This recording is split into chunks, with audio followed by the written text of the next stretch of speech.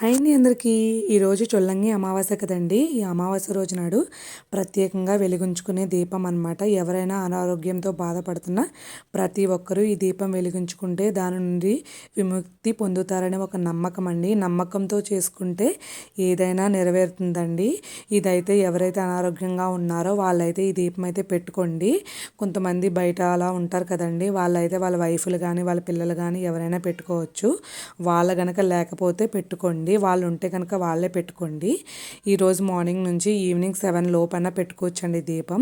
ఈరోజు ప్రత్యేకమైన రోజు కదండి.